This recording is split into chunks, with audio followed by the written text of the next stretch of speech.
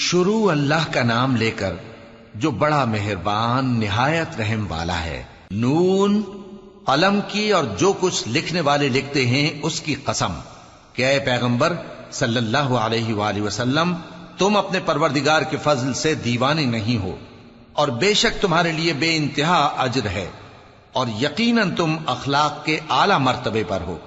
سو ان قریب تم بھی دیکھ لو گے اور یہ کافر بھی دیکھ لیں گے کہ تم میں سے کون دیوانہ ہے۔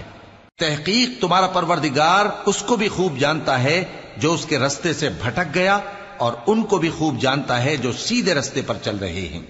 تو تم جھٹلانے والوں کا کہا نہ ماننا۔ یہ لوگ چاہتے ہیں کہ تم نرمی اختیار کرو تو یہ بھی نرم ہو جائیں، اور کسی ایسے شخص کے کہے میں نہ آ جانا جو بہت قسمیں کھانے والا ہے، ذلیل ہے، شرارت سے اشارے کرنے والا، لگائی بجھائی کرنے والا، مال دینے میں بڑا بخیل، حد سے بڑھا ہوا بدکار، سخت خو، اور اس کے علاوہ بدذات ہے، اس سبب سے کہ مال اور بیٹے رکھتا ہے۔ جب اس کو ہماری آیتیں پڑھ کر سنائی جاتی ہیں تو کہتا ہے کہ یہ اگلے لوگوں کے افسانے ہیں، ہم ان قریب اس کی اونچی ناک پر داغ لگائیں گے۔ ہم نے ان لوگوں کی اسی طرح آزمائش کی ہے جس طرح باغ والوں کی آزمائش کی تھی، جب انہوں نے قسمیں کھا کھا کر کہا کہ صبح ہوتے ہوتے ہم اس کا میوہ توڑ لیں گے، اور انشاءاللہ نہ کہا۔ سو وہ ابھی سو ہی رہے تھے کہ تمہارے پروردگار کی طرف سے راتوں رات اس پر ایک آفت پھر گئی، تو وہ ایسا ہو گیا جیسے کٹی ہوئی کھیتی۔ پھر جب صبح ہوئی تو وہ لوگ ایک دوسرے کو پکارنے لگے کہ اگر تم کو کاٹنا ہے تو اپنی کھیتی پر سویرے ہی جا پہنچو۔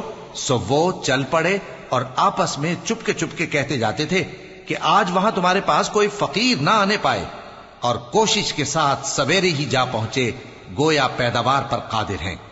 پھر جب انہوں نے باغ کو دیکھا تو ویران، کہنے لگے کہ ہم رستہ بھول گئے ہیں، نہیں بلکہ ہم بے نصیب ہو گئے۔ ایک جو ان میں سمجھدار تھا بولا، کیا میں نے تم سے نہیں کہا تھا کہ تم تسبیح کیوں نہیں کرتے؟ دوسرے کہنے لگے کہ ہمارا پروردگار پاک ہے، بے شک ہم ہی قصوروار تھے۔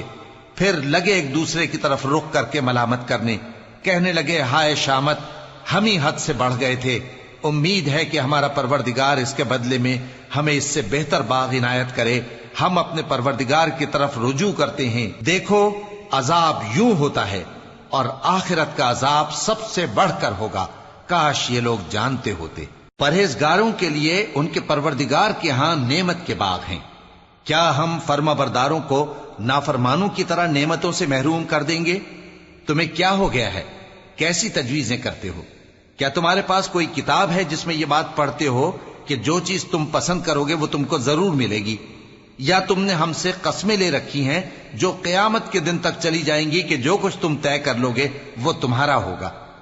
ان سے پوچھو کہ ان میں سے کون اس کا ذمہ لیتا ہے؟ کیا اس قول میں ان کے کچھ شریک ہیں؟ اگر یہ سچے ہیں تو اپنے شریکوں کو لے آئیں۔ جس دن پنڈلی سے کپڑا اٹھا دیا جائے گا اور کفار سجدے کے لیے بلائے جائیں گے، پھر وہ سجدہ نہ کر سکیں گے، ان کی آنکھیں جھکی ہوئی ہوں گی اور ان پر ذلت چھا رہی ہوگی، حالانکہ پہلے اس وقت سجدے کے لیے بلائے جاتے تھے جبکہ وہ صحیح و سالم تھے۔ سو مجھ کو اس کلام کے جھٹلانے والوں سے سمجھ لینے دو، ہم ان کو آہستہ آہستہ ایسے طریق سے پکڑیں گے کہ ان کو خبر بھی نہ ہوگی، اور میں ان کو مہلت دیے جاتا ہوں، میرا داؤں بڑا مضبوط ہے۔ اے نبی، کیا تم ان سے کچھ معاوضہ مانگتے ہو کہ ان پر تاوان کا بوجھ پڑ رہا ہے، یا ان کے پاس غیب کی خبر ہے کہ اسے لکھتے جاتے ہیں؟ سو اپنے پروردگار کے فیصلے کا انتظار کیے رہو، اور مچھلی کا لقمہ ہونے والے یونس کی طرح نہ ہونا کہ انہوں نے اپنے رب کو پکارا جبکہ وہ دل ہی دل میں گھٹ رہے تھے۔